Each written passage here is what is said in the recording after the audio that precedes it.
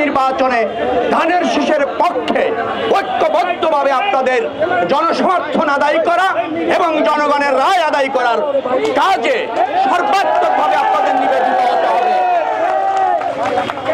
মনে রাখবেন, একমাত্র বাংলাদেশ জাতীয়তাবাদী দলই এদেশের স্বাধীনতা সার্বভৌমত্ব রক্ষা করতে পারে, এদেশকে একটা কার্যকর রাষ্ট্র ব্যবস্থাপনা উপহার দিতে পারে। বাংলাদেশ জাতীয়তাবাদী দল বিএনপি জনগণের ক্ষমতায়ন, গণতন্ত্র এবং জনগণের রায়ের উপর আস্থা রাখে।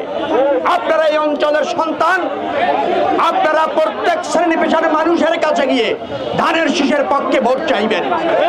দেশনেত্রী বেগম খালেদা জিয়ার সালাম পৌঁছায় দিবেন, জননেতা জনাব তারেক রহমানের সালাম পৌঁছায় দিবেন।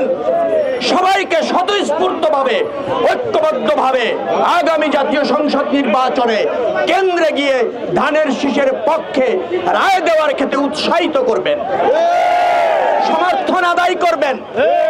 আমরা জনগণের সাথে ছিলাম, আছি, আগামী দিনেও থাকবো। দেশে যত সংকট হয়েছে বিএনপি জনগণের স্বার্থ রক্ষায় সবসময় রাজপথে ছিল, সংসদেও ছিল। বারবার নির্বাচিত হয়ে রাষ্ট্র ব্যবস্থাপনা করেছে।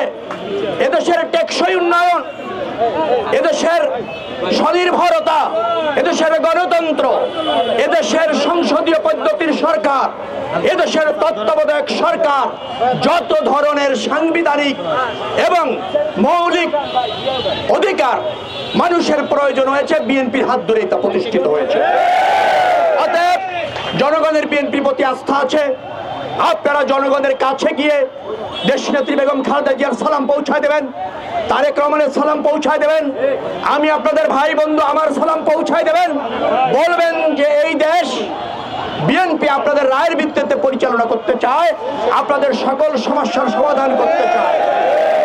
বিএনপির আস্থা আছে, সেই আস্থাকে জোরালো করবার জন্য আপনারা আরো কঠোর ভূমিকা রাখবেন, সক্রিয় থাকবেন, নিজেদেরকে জনগণের পাশে রাখবেন।